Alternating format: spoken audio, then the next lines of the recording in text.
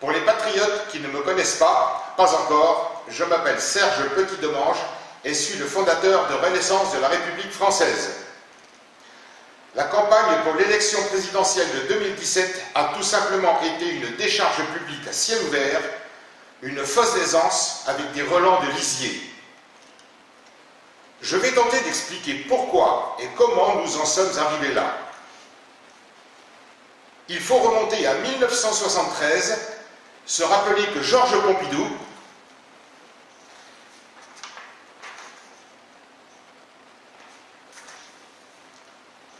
a été le directeur général de la banque Rothschild avant de devenir président de la République.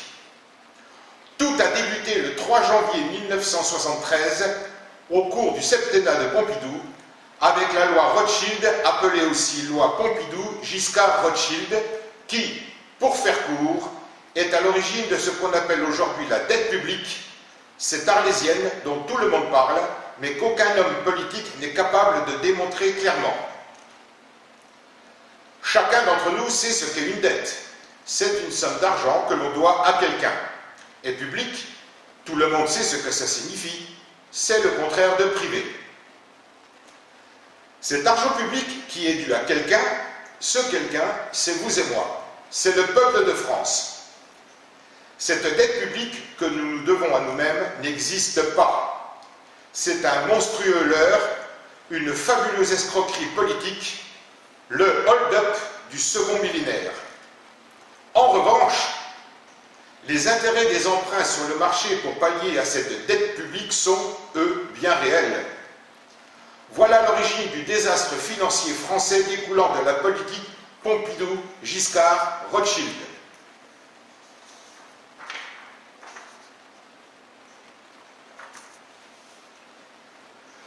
Je continue. Toujours en 1973, premier choc pétrolier. L'Organisation des pays exportateurs de pétrole, l'OPEP, multiplie le prix du baril de pétrole par 4. Dans le même temps, accentuant sa pression, le monde arabe, vis-à-vis d'Israël, classe les pays du monde en 3 catégories. Ceux amis d'Israël, ceux qui sont neutres et ceux ennemis d'Israël. La France ayant été le premier pays au monde à reconnaître l'État d'Israël, inutile de préciser dans quelle catégorie elle fut classée. Pompidou meurt le 2 avril 1974. Son ministre des Finances, Giscard d'Estaing, lui succède.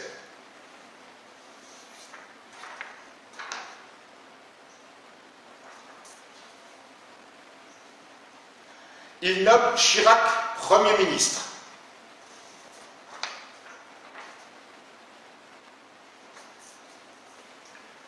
Le Premier ministre détermine et conduit la politique de la nation.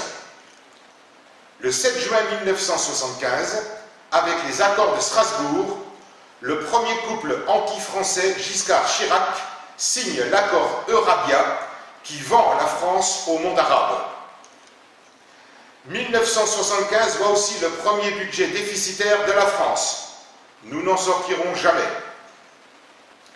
Le 10 mai 1981, Giscard perd l'élection. Une aberration de l'histoire fait que Mitterrand devient le nouveau président.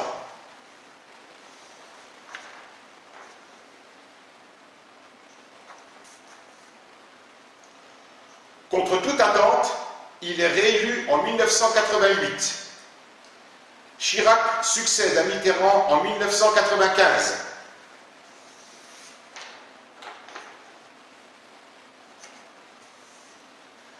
Il nomme Juppé Premier ministre. Pour une raison qui m'échappe encore aujourd'hui, sur conseil avisé de Juppé et Villepin, Chirac dissout l'Assemblée nationale en 1997, alors qu'il avait la majorité. Le socialiste Jospin est nommé Premier ministre. Une troisième cohabitation castratrice nous est imposée. 2002. Chirac se représente à l'élection présidentielle. Il a 2 adversaires sérieux, Jospin et M. Jean-Marie Le Pen. Tsunami impensable, Jospin est sorti au premier tour par le président du Front National. Un front républicain antidémocratique se met alors en place, qui permet de faire élire Chirac avec un score de bolchevique digne de l'ex-URSS, de la Corée du Nord ou d'une république bananière. Il est réélu le 5 mai 2002. Le septennat passe au quinquennat. En 2005, Chirac organise un référendum sur un texte devant donner une constitution à l'Union européenne.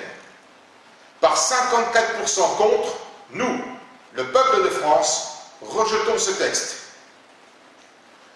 Après sa non-réélection de 1981, le père fondateur Giscard prend la monumentale deuxième claque de sa carrière. Sarkozy est élu le 6 mai 2007.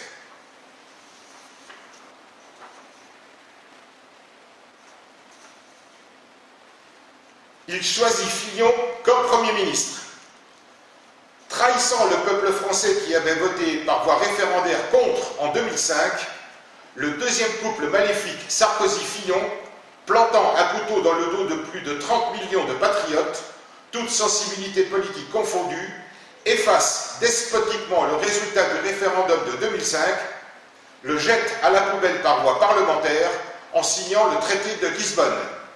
Je ne lui pardonnerai jamais.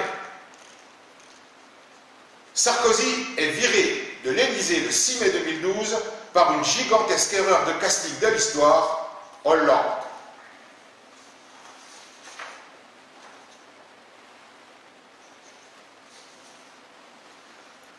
Je passerai sur l'ensemble de son quinquennat inique, mortifère, ridicule, s'il n'était pas dramatique. Je passerai dessus, sauf pour deux choses. La première, les attentats commis par des terroristes arrivés sur le sol français parce qu'il les a fait venir mêlés aux autres migrants. La seconde, le 5 décembre 2016, Valls, Premier ministre alors en exercice, quelques minutes avant de démissionner de sa fonction, décrète la création de l'inspection générale de la justice, plaçant l'autorité judiciaire sous le contrôle du ministre de la Justice, violant ainsi la sacro-sainte démocratique séparation des pouvoirs. De ce fait, au regard de l'article 16 de la Déclaration des droits de l'homme et du citoyen du 26 août 1789, référencée dans la Constitution du 4 octobre 1958, ayant donné naissance à la Ve République, la séparation des pouvoirs n'étant plus assurée, la France n'a plus de constitution.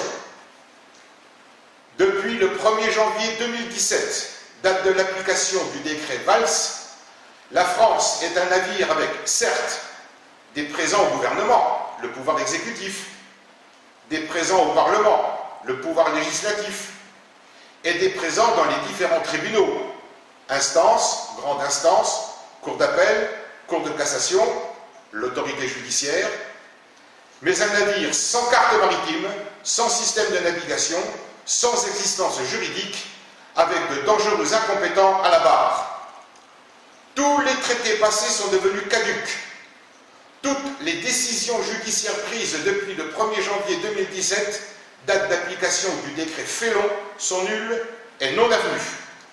Des écueils dont vous n'avez pas idée nous menacent. Dimanche prochain, Emmanuel Hollande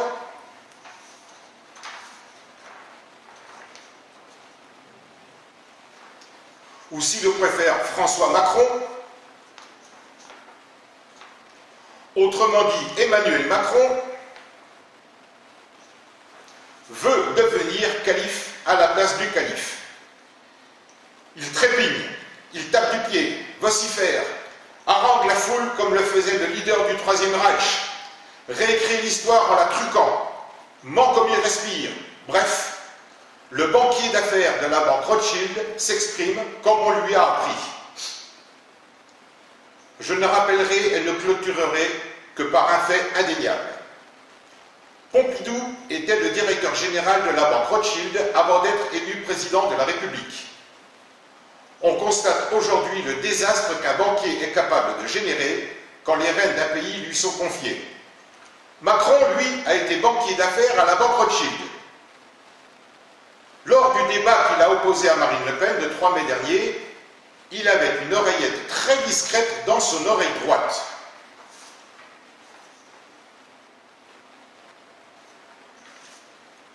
Pourquoi?